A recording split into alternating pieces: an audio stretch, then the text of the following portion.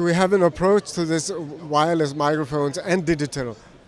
Yes, we have first time here on the IBC. We show our digital 9000 series. So it's a digital wireless microphone system. And why did it take so long time?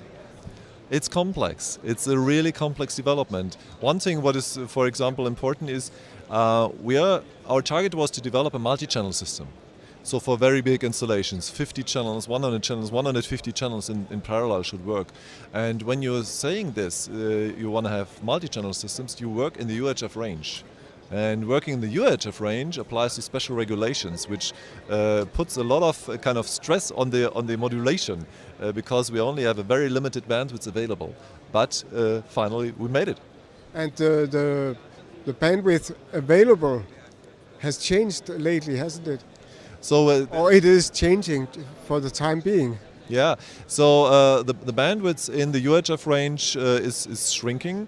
So the range above 790 megahertz is disappearing in many countries, and therefore our biggest effort was to have a very effective use of the frequency spectrum. So to squeeze as many channels in a remaining frequency range. So frequency efficiency was a real important topic here. And here it's a big advantage to have digital transmission, or what? Digital transmission gives you a very good sound. That's the biggest advantage of the digital transmission. It gives you a clear, transparent sound. And what we do here is a completely uncompressed audio transmission, which is really unique in multi-channel systems.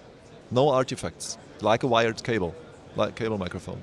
So I thought that you could put more microphone channels on the same bandwidth when it's digital, but that's not the case. No, that depends on the design of the system, and we designed it in a way that you can really put many channels in there, but it's not a direct thing from digital. But here with our system you can put channels in 600 kilohertz equidistant grid, which makes the use of the frequencies very efficient. And what is your approach to ENG teams, etc.? Should they work with digital sound systems also? So that's something for the future maybe, but at the moment here we have, as you see, the big mainframe system, which is intended for studio broadcast and theater and big rentals and big events. Which frequencies does this system cover?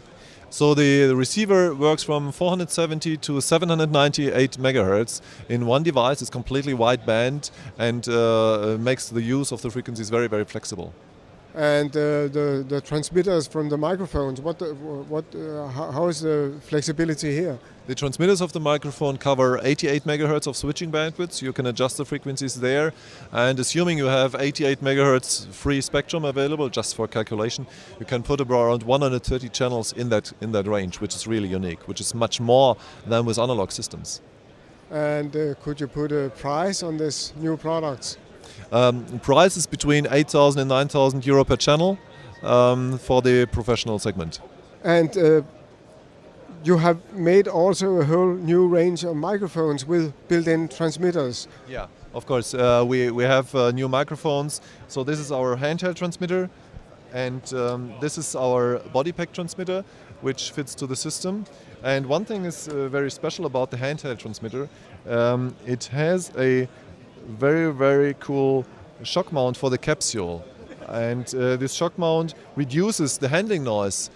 Yeah, when you grip on the transmitter, it reduces. It's very effective through this very special rubber suspension. You have it here and below. It holds the capsule like a studio condenser microphone. And you will use that system also for not wireless microphones, I guess. Maybe in the future. So we started here with wireless because that's most. I mean, wireless transmitter you have a lot in your hand and work with that more than with a cabled microphone. But maybe in the future. Is it so that normal old-fashioned microphones are not used anymore? It's almost only wireless microphones that are used, and that's why you focus on introducing those new facilities on the wireless systems. Well, I think we will have both in the future, wired and wireless microphones. there is a significant price difference between a wired microphone and a wireless, and I think that justifies the use of wired microphones as well as the use of wireless microphones. But could you give me an impression of the balance between those two markets? How is the share of those two markets? So I can speak only for us at Sennheiser, and the share between the wired microphones and the wireless microphones is a good one. It's a still vital one. I think it's approximately 30% is wired and 70% is wireless microphones. Yeah.